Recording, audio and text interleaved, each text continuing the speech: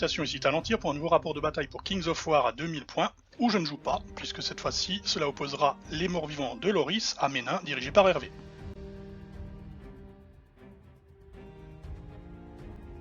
La liste mort-vivante de Loris.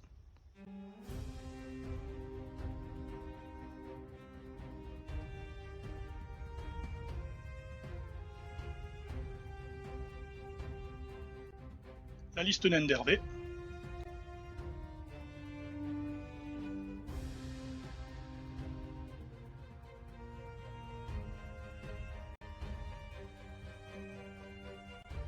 Le déploiement, les morts-vivants en bas, les nains en haut.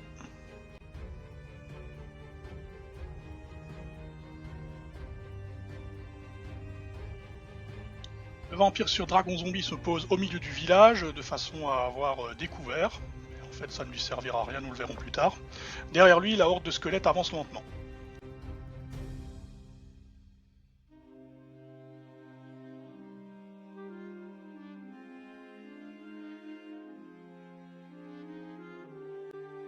A gauche, la meute de loups-garous traverse la forêt, tandis que les zombies et les spectres se dirigent vers le centre.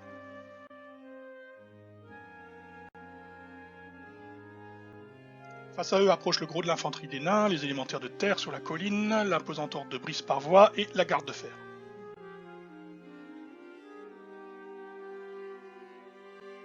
De l'autre côté du hameau par contre ça n'avance pas beaucoup, sans doute dû à la présence du dragon qui a provoqué le branle-bas de combat. Tout ce qu'il y a de tir dans l'armée naine se prépare à faire feu sur lui, malgré le couvert et peu importe.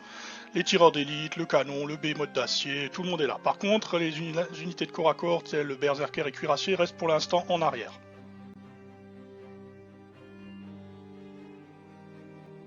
Dans le même temps, sur le flanc gauche des morts-vivants, les loups-garous et leur alpha, le lycanis, chargent l'élémentaire majeur. Malgré la charge gênée due au muret, les lycanthropes causent finalement pas mal de dégâts, mais largement pas quoi détruire le titan.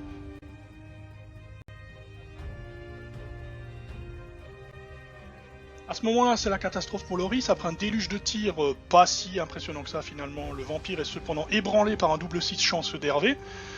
Loris fait replier son monstre, mais il est toujours en vue des canons et ces derniers parviennent à le détruire lors de la seconde phase. D'un autre côté, lui, il parvient à tenter une charge de flanc avec ses spectres grâce à son roi Lich contre la garde de fer. Il fait un bon impact de cette blessure, mais l'élite des nains tient bon, laissant maintenant les spectres en position dangereuse.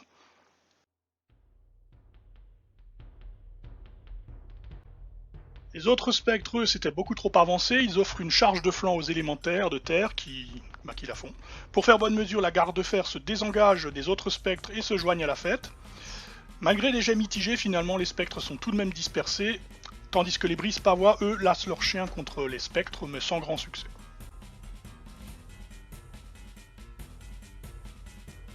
L'élémentaire majeur contrecharge contre le lycanisme, mais ne lui fait pas grand chose.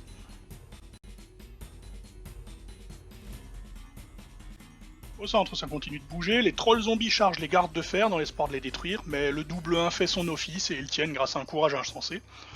Les spectres, eux, menés par un déferlement du roi Lich, chargent de flanc des brises pavois, en se positionnant de façon à être sécure par rapport au behemoth d'acier. Malgré 8 blessures, cependant, les brises pavois tiennent bon, ça semblait assez évident.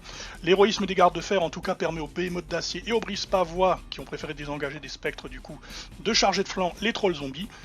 Pendant ce temps, le duel de tir d'artillerie entre les nains et les catapultes funèbres tourne à l'avantage des nains, puisque petit à petit, au fil des tours, les canons nains finiront par détruire toutes les catapultes mort-vivantes.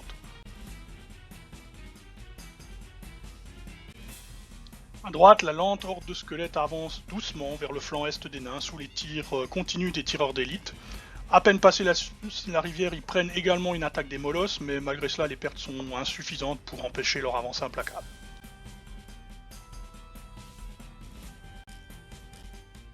Pendant ce temps, sur la colline, les zombies ont tenté une charge contre les élémentaires de terre. Malgré des assauts répétés, ils n'ont pas la capacité de vraiment percer la défense 6 de l'adversaire, tandis que eux en retour encaissent des pertes conséquentes à chaque fois.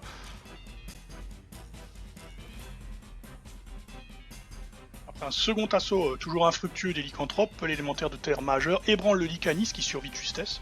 Les loups-garous contre-chargent à nouveau et le titan subit des pertes régulières, donc il le grignote petit à petit.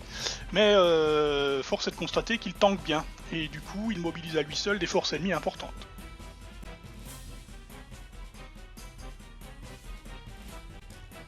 Hervé remarque également qu'il est en angle de vue favorable pour charger les spectres, et grâce à sa charge sauvage, il parvient à les atteindre. La charge de flanc ne cause cependant que 4 dégâts, ce qui est insuffisant pour les détruire.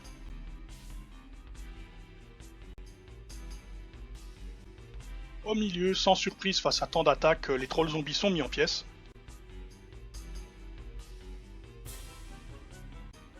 Après un nouvel assaut de l'élémentaire majeur, cette fois le Lycanis finit écrabouillé par ses poings rocheux.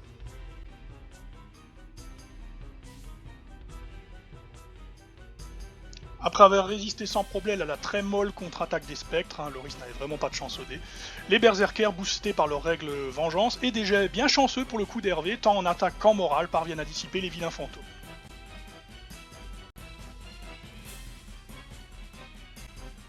Les squelettes sont enfin en position pour charger, ils décident de charger les cuirassiers. Grâce à leurs nombreuses attaques, ils parviennent à infliger des dégâts tout de même conséquents, même si les nains tiennent le coup. Du coup, Hervé fait charger ses tireurs d'élite de flanc. Alors, malgré le double attaque, la capacité de combat des tireurs d'élite n'est pas très bonne, puisqu'ils sont assez peu habitués au combat en mêlée, et du coup, c'est pas suffisant du tout pour détruire les morts-vivants.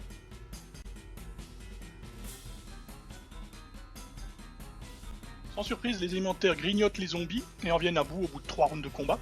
En revanche, l'absorption vitale du roi Lich de Loris parvient à achever de mettre en déroute la garde de fer déjà chancelante, et ça c'est pas mal. Faisant perdre de ce pas à Hervé 3 points de PU sur le centre de table.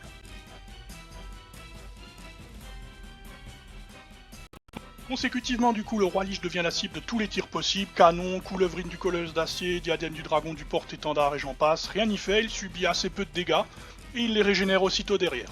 Heureusement pour les nains, il n'a plus vraiment d'unité à se soutenir dans le secteur, donc son impact va être plutôt faible désormais.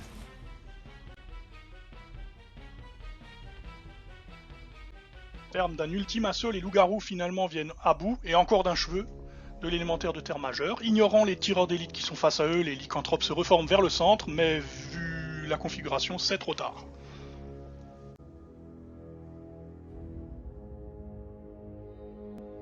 Les berserkers se déplacent sur le flanc est au secours des cuirassés, tandis que le roi Lich, lui, continue de faire son show.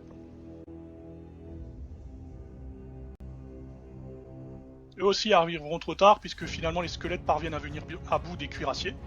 Les ailes naines sont donc détruites, mais le centre mort-vivant lui est en lambeaux, et les nains tiennent fermement ce centre de table avec les élémentaires qui ont PU3, les Brisfawa avec PU4 et le Behemoth d'acier à PU1. C'est donc une victoire incontestable 8-0 pour les nains d'Hervé. Un grand bravo à lui pour sa victoire, et un grand merci à lui et à Loris pour leur participation. J'espère que cette vidéo vous aura plu, je vous dis à la prochaine, et d'ici là, que les dés vous sourient.